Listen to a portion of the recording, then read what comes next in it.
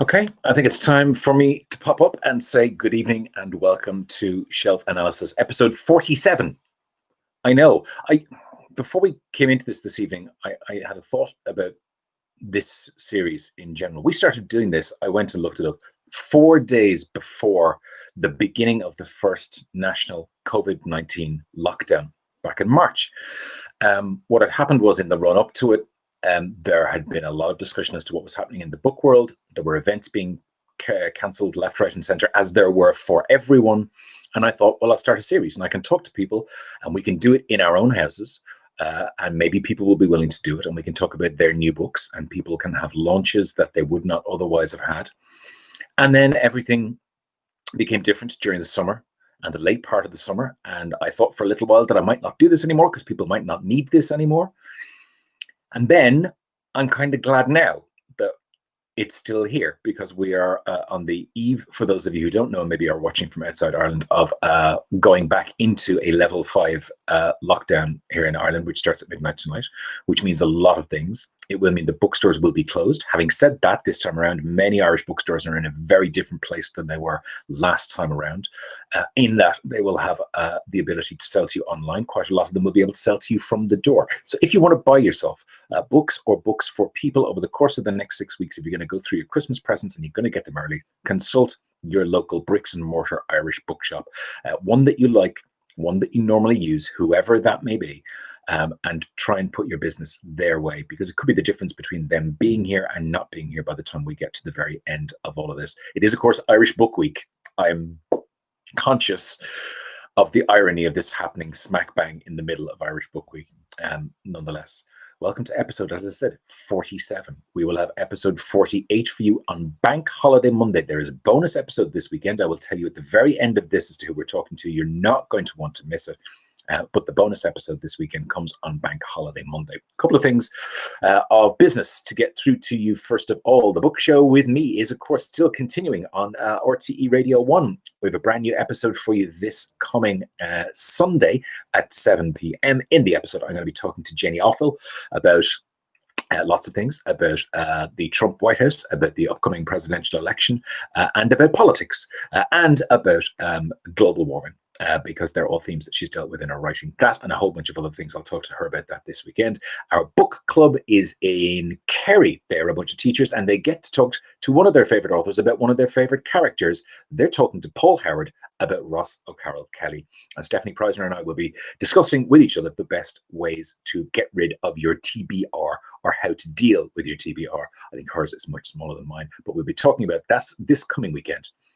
On RTE Radio 1, 7 o'clock, Sunday night on Radio 1. But of course, the podcast will be available from Friday afternoon / Friday early evening. Now, one more reminder of this, because it is happening tomorrow morning, the beginning of ILF Dublin, and this year it's the first time that the International Dublin Literary Award has been done in conjunction with that. There's the nominated books, the short list from an enormous long list that comes from libraries all around the world. The prize is €100,000, and at 11 o'clock tomorrow morning, on the ILF Dublin site, they will be running the ceremony hosted by me, in which I'm going to let you know who wins this year's prize. I'm talking to a couple of the people who are involved in it as well, including the head of the judges and the chief librarian in Dublin as well. The Lord Mayor will be there too, and that's at 11 o'clock tomorrow morning. Look at the ILF Dublin website. You do have to get a ticket for it, but the tickets are absolutely free. Just register in advance, and that's at 11 tomorrow morning. Let me stick this in one more time, just because while I was talking about it, I forgot I have a graphic. Why? Because I'm not a television director. I'm just someone who sits and talks to his laptop. Irish Book Week is, of course, throughout the course of this week. The nominations happened this week as well as short lists for the Irish Book Awards as well. If you're looking for a nice short crib list of books that you could potentially be looking into. But Irish Book Week all this week, please try and support your local Irish bookshop wherever possible, because remember, they're in a tough situation the same way everyone else is starting tonight. But again, I think it's going to be different for a lot of Irish bookstores, because I think a lot of them have found themselves in a much better position this time around, because they will still be selling books to you between now and Christmas online. I think that's it. I think that's all the things I need to talk to you about for now anyway. At least I'm fairly sure of that. And if not, I'll come back to it. My guest on the show tonight is somebody who I've spoken to a couple of times already, but in the real world, back when we used to have conversations with people in the real world at literary festivals. A couple of times at the Dalkey Festival in years past. She is many things. She is an author. She is a political thinker and writer. She is somebody who gives TED Talks. She has been a shortlistee for the Booker Prize, and she's also got a brand new book out about how we could all attempt to stay sane in current times. But that's a very, very long. I should have just said hello and good evening to Elif Shafak. Elif Shafak, how are you? Thank you. It's so good to talk to you, and happy Irish Book Week. Thanks a million, and lovely to see you in the flesh and in reality, or the closest thing we're going to get to the flesh for quite some time. Tell me a little bit about how the last few months have been for you, about how all of this insanity of 2020 has treated you personally. Yeah, it's been a challenge, like for so many people, of course, at this moment. And the reason I'm saying this is because I remember early on, when the pandemic started and started spreading, I remember seeing on social media tweets by publishers saying, for writers, for authors, it's not much of a difference because they're lonely creatures. They're used to working at home on their own in closed spaces anyhow, so it won't affect them as much. But I disagree. I think it does affect everyone, and writers as well. And sometimes you find yourself questioning what you're doing as an author. When people are dying, in tens and thousands, you ask yourself, when there's so many inequalities in the world we're living in, you ask yourself, is this what I should be doing right now? Does it really matter that I'm writing this story, that I find this perfect synonym or move that comma from this sentence to the next? So you go through moments of anxiety, doubt, and I am very much aware of these negative emotions that I've been struggling with, like many other people. Because I think it's a strange one in that I've asked this question now of 47 separate authors, and I think I've only spoken to perhaps 2 or 3 who have said, I've just powered on, everything's been fine, I've been getting on with my work. Almost everybody else is going through some form of degrees of what you've been going through. Did you find that you could at least read throughout the first few months? Yes, I did. And actually, early on in the year, I was a judge for the George Orwell Prize for political writing. That was very helpful to read lots of nonfiction about the state of the world today. And I've been reading extensively, both fiction and nonfiction. Also, writing this little booklet, it was a bit like a manifesto. In a way, it was my own personal response to this moment in time. That also helped because I often think about this. There's this wonderful quote that Doris Lessing elaborates on in one of her essays. She describes literature as analysis after the event. You need some time to pass, and writers need to digest, they need to process. And in that regard, most of literature is written in retrospect. You need to look back. I understand that and I respect that. But I also think the times we're living in maybe requires us to turn literature into analysis during the event, not only after, that for sure, but also during the event. So how do we as authors respond to all these uncertainties that we're struggling with? I think it's an important question. So, and you respond by writing with written words. Well, I was going to ask you about that, which is why I have this here, because I've just read this last week, just gone. So this is something that you wrote very, very close to now. Is it something that you wrote in 2020? Because obviously there are sections of it that are very much pretty much bang on the money as to exactly where we are now. Maybe you tell us a little bit about what How to Stay Sane in an Age of Division is all about. One of the questions that triggered this little book, it was, I was walking in one of the public parks in London, and I saw these big signs that asked, when all of this is over, when all this nightmare is hopefully over, how would you like to see the world? What kind of a world would you like to live in? And people had written their own personal answers under that question. And somebody had written in capital letters, when this is over, I would like to live in a world where I can be heard, where my voice will be heard. And that really made me pause. I took a note. I thought about that a lot afterwards because I think it, in a way, captures the mood of so many people, both East and West today. We feel like in this cacophony of constant noise, especially social media, and swift, bewildering change, we feel like we can't be heard. Our voices are not being, our stories are not being heard. So I started with that. As a writer, of course, I care about stories, but I think I'm interested equally in silences and people who feel they are silenced.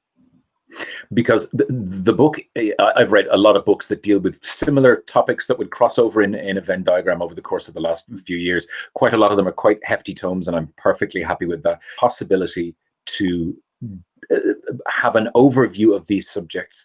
And as you said, to almost start to analyze how it is they feel about the world around them, maybe in ways they haven't thought about before. Yes. Also, if I may add this, I think it's perfectly okay not to feel okay right now. And actually, maybe if we're not overwhelmed from time to time, if we don't find ourselves struggling with anger or fear or anxiety, it's almost like an existential angst or confusion. Maybe we're not really following what's going on in the world, because if we do follow, when we do follow, of course we're overwhelmed by all these seemingly negative emotions. But I think it's healthier to recognize these emotions, and in a way they're healthy because it shows that we're not numb. We're not disconnected. We do care. We do respond. For me, the most dangerous emotion is the lack of all emotions, which is apathy, which is numbness. When we become indifferent, when we stop caring about each other's stories and about each other's pain. So anger or fear or anxiety, they're sources of energy. If we can take them and turn them into something more constructive and positive, they will be good in the long run. They're more human than this widespread numbness. I think that is a more dangerous threshold.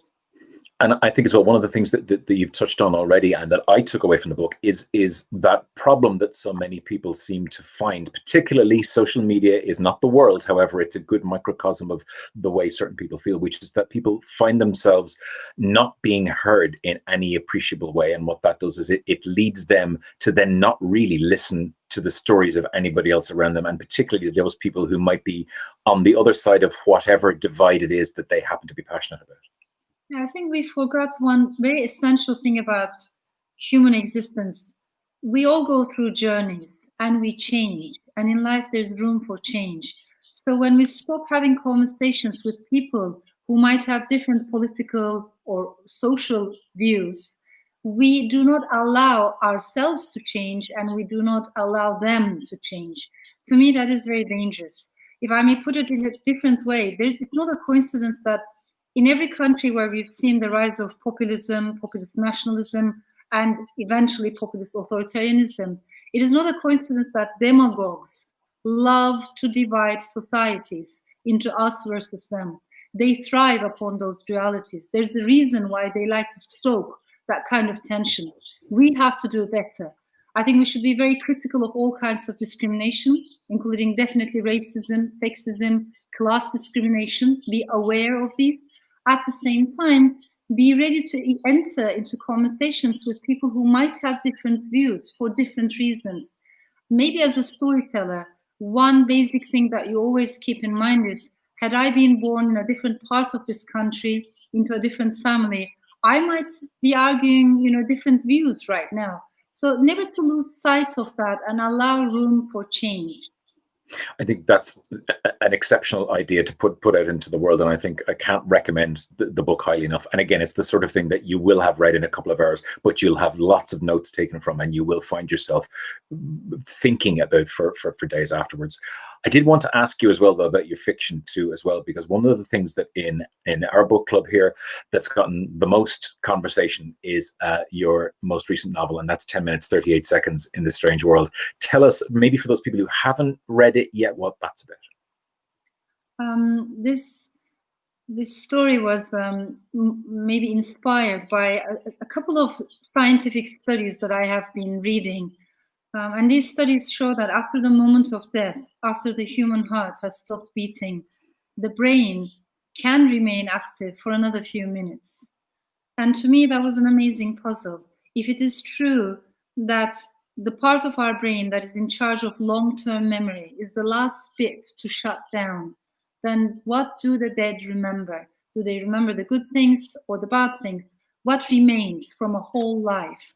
In some cases, scientists have observed that the brain of dead people could remain active for about 10 minutes. So I took that idea, and it's a very unusual, this book has a very unusual beginning in the sense that it starts with the end. Right away, we know that the main character is dead. Her body has been dumped in a garbage bin, and she's a sex worker in Istanbul, but her mind is still working for 10 minutes. And as she remembers her past, minute by minute, we travel into her story, but also the story of Turkey, the Middle East, I think always told through the eyes of not outsiders, but people who have been marginalized, people who have been pushed to the periphery, people who have been silenced or are disempowered. So for me, it was always important to try to bring the periphery to the center when I started writing this book. You write immensely vividly about Istanbul, despite the fact that obviously for many reasons you don't live there anymore. Is that something that's important to you in a book like this to get right? I mean, I love the city of Istanbul, and I think it's very visible in my work. I carry that love with me, whether I'm there or not is not going to change that. At the same time, I think I am someone who believes in multiple belongings. You know, I feel very attached to the Balkans. I have elements in my soul from the Middle East. I'm European by birth. Over the years, I became a Londoner, British citizen. And despite what politicians have been telling us, I would like to think of myself as a citizen of humanity or a citizen of the world. That doesn't mean you're a citizen of nowhere. It doesn't mean you're floating in the air aimlessly. Just the opposite. I think it means that you care about many things at the same time. Book clubs are among our last remaining democratic spaces where we can talk about identity and belongings in a much more nuanced way. And I think that that's incredibly precious. I think it's a fantastic idea. Just to let you know already, if you want to ask Elif a question, you can leave it in comments, either if you're watching on YouTube or you're watching in Facebook tonight. There is hello from Turkey, says Sebnem. Elif is one of my favorite authors. There are people watching from India tonight, I've been told as well. This is quite a lovely geographical spread we have tonight of people watching. So if you do want to ask a question, you can leave one below. Ostensibly, you are here to talk about books that you really love and that you think people should also try as well. So where do you want to start tonight? What have you got? Yes, I have a very eclectic pile, actually. You know, Lovely. As I mentioned, I love reading both fiction and nonfiction, and that combination always works best for me. So I'm going to start with this book. It's called People Like Us by Hashi Mohammed. And Can you pop that up? Yeah, that. There you go. That's perfect. Yeah, I recommend it highly. Okay. It's a very impressive book and a very inspiring book. He is a child refugee. You know, he's a Somali born in Kenya, and he came to this country as a child refugee. He went to schools that were not privileged at all, and he didn't have a privileged education. And in a way, this is the story of social mobility, but also social immobility, in the sense that it shows us where the glass ceilings are, you know, where are the barriers that create and deepen inequalities. And today he's a barrister, he's a successful barrister and broadcaster. So his entire journey is quite unusual. I wish it weren't unusual in the sense that more and more people could make that journey of social mobility. But reading this book is, I think, going to tell us so much about this country, the world we're living in, and also inequalities in general. So yeah. That's my first book. I've heard lots about that. That's People Like Us. Okay, super. Okay, what's your second choice? Yeah. So my second choice is a work of fiction. It's called The Mercies. I enjoyed this book so much. It's by Kiran Millwood Hargrave. This is a historical novel. And it starts on Christmas Eve in 1617 in Norway on an island, Norwegian island. Immediately you are zoomed into this space that feels almost magical, but at the same time, bear in mind, this book is very much inspired by real events. So it's inspired by the witch trials of 1621 in the region. And she has done an amazing job. You know, she captures both feelings of love, sisterhood, empowerment, solidarity among women, but also patriarchy. She talks about patriarchy. It's a brilliant work of imagination as well as an amazing research underlying it. And to my eternal shame, it is still sitting downstairs on my to be read shelf and still hasn't been read. I have a proof copy of that downstairs. Okay, that's super. That's book number 2. Okay, what else have you got? So this book, The Case for the Green New Deal. I find this book very, very important, by Anne Pettifor. I had the chance to be on stage with her at Cheltenham Festival recently. It was amazing. There are many books about the Green New Deal, and I think we should read as many of them as possible as we can. One of the things that I love about this is she does not only talk about the urgency of taking action for our planet, for our climate, but also she talks about structural problems. So if we don't talk about the financial world, we cannot make any changes for our ecology, for our ecosystems. These things go hand in hand. If you don't really care about the poor, if you don't care about how 10% of the world is responsible for 50% of total emissions, if you do not see these connections, then how are we going to bring forth, a real change? So I love the way she connects the dots between the world of economy, finance, and environment and politics. I find her work very, very important. How do you feel about, I've seen both ideas being expressed, the idea that potentially COVID-19 has taken a lot of green policy ideas and initiatives and possibly pushed them to one side while the world deals with everything that's going on at the moment, but then also the thought being expressed that potentially enormous change could come in very short periods of time as a result of where we are. What do you think about that? Yeah, absolutely. I think in many ways it feels like we're at a crossroads. And sometimes people with all the good intentions, they ask, when are we going to go back to the normal? But we're not going back. There's no going back. I think the old order is dead. And there's going to be a new order. But the problem is we're in between. This is one of the ideas that I try to explore in my book. That moment of in between them is very, very confusing. It is full of promises because we can create something better, but it's full of dangers as well because something much worse could follow. But in any case, we're not going back to the way things were before, and that world wasn't a normal world in any case. So we have to look forward. I am worried that the economic inequalities will deepen, and especially the financial troubles that are going to follow the pandemic. We already know that they're affecting certain populations disproportionately. You will remember at the beginning, people were saying, politicians were telling us that the pandemic was a great equalizer, that we were all of us in this together, men and women, East and West, all classes, all ethnicities. But that's a lie, because it doesn't affect all of us equally. Even in London, studies show that someone living in a poorer neighborhood, their chances of catching the virus and dying of the virus is much, much higher when compared to someone living in a wealthier neighborhood. So there's lots of things we need to change and talk.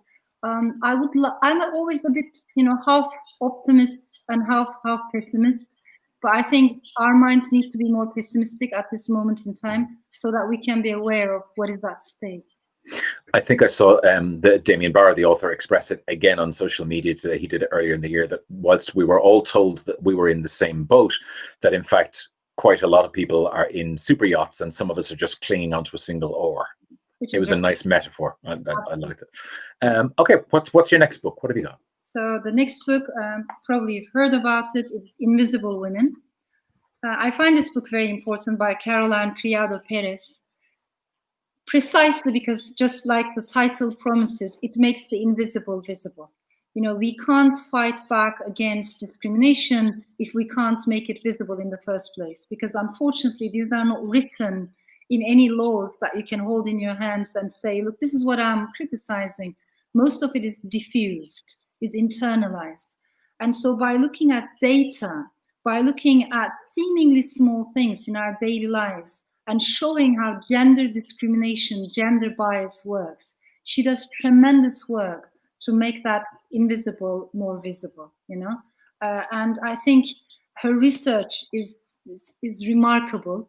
It's one of those books that you can go back in time, consult again and again, I think really everyone should have a copy of this book at home.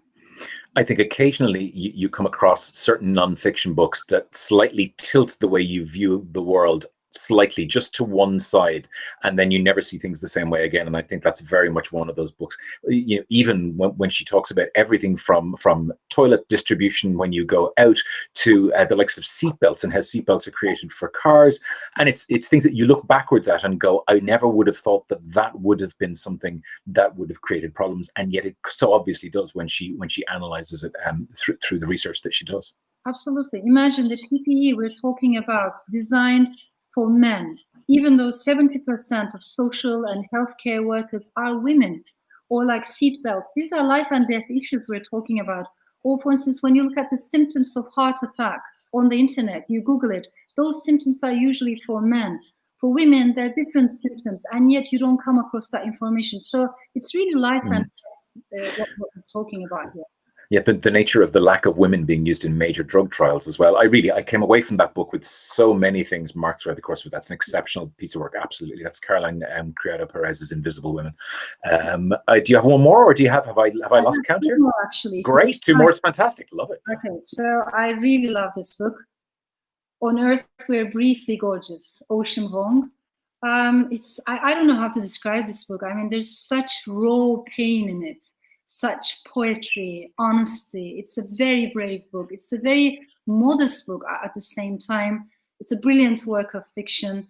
I love it. You know, I think that's all I'm going to say about it. Okay, and again, that's a book that we've had mentioned both in the book club and here before on a number of occasions. That's super. And what's your final one? Where are we finishing? My final one might surprise you. It's a book about heavy metal.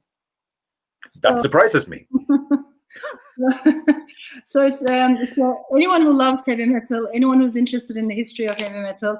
It's a book about heavy metal and how metal changes the way we see the world. It's by Dan Franklin. I'm reading it in a early galley copy. That's why the cover is a little bit different here. But I enjoyed it so much, and I'm a heavy metal fan since my early youth. Sometimes people find it a little bit strange. But this is how I write. When I write, I always listen to different genres, subgenres of heavy metal, like progressive or metalcore or a little bit more Scandinavian, Okay. Give me some ideas as to bands you like then. I mean, I have to ask, given that half of my job is being a music presenter. So who are your favorites? There's so many, but mostly it's Finland, Sweden, Norway, it's Denmark. They're just amazing. Some Icelandic bands as well. Recently, I discovered a Mongolian band. I love them. So from different parts of the world, I find heavy metal bands. Some of them have many followers, like Nightwish, but some are smaller bands. Maybe less people listen to them. But I think that music is amazing, and people assume that people who listen to heavy metal are aggressive and always looking for fight. That's not my experience at all. Sure. Most heavy metal fans are very peaceful human beings, and there's so much fire in that music that it really helped me when I write my fiction. Given that's a proof, do you know when that book is coming out? I already have people in comments here going, oh, that's a great idea, I would love to get that particular book. Do you know when that's out? Oh, I don't know when it's coming out. Soon, probably. Yeah. Okay. And what the author's name again is? Dan Franklin. Dan Franklin, fantastic. People can look up for that. Leah Miller says, that's great. It'd be a great present for my brother. A couple of other comments as well. Aoife just says, I could listen to Elif speak all night. Emily Reynolds says, I loved Elif from her books, but now I'm overwhelmed with respect and awe for her as well. That's a lot of lovely things being said. Before I let you go, I wouldn't normally ask this question of an author, but you are somebody who does write about politics and write about demagogues all the time. We are literally on the curve and on the cusp of a presidential election in the United States. What do you think about where we are and where things could potentially go? I am worried because things that would shock us maybe 10 years ago do not shock us anymore. You don't have time to feel shocked because the next day something else happens, and then the next day something else happens. So you suddenly feel like politics is speeding up, and basic institutions there's an erosion of basic democratic norms. We should never forget that a country, my motherland, Turkey, we have elections in Turkey. Turkey is not a democracy. Belarus has elections. Belarus is not a democracy. or Russia. So I'm not belittling the ballot box at all. I have huge respect for elections. But all I'm saying is, in addition to the ballot box, we need other things to sustain a democracy. We need rule of law, separation of powers, democratic norms and institutions, checks and balances, free media, independent academia, women's rights, LGBTQ rights. Together with all these components and the ballot box, a democracy can survive. Otherwise, it's majoritarianism. And from majoritarianism into authoritarianism, it's a short slide. So the changes in the judicial system, the changes in the Supreme Court, for instance, the attacks against media in the US, the danger of women's rights, LGBTQ rights going backwards, all of that worries me. We can't take it for granted. We can't assume that history will always go forward, because sometimes it does go backwards. So I think this is an age in which we all need to become more engaged, active citizens and care about democracy, and realize that maybe it's a much more delicate ecosystem than we assumed years ago.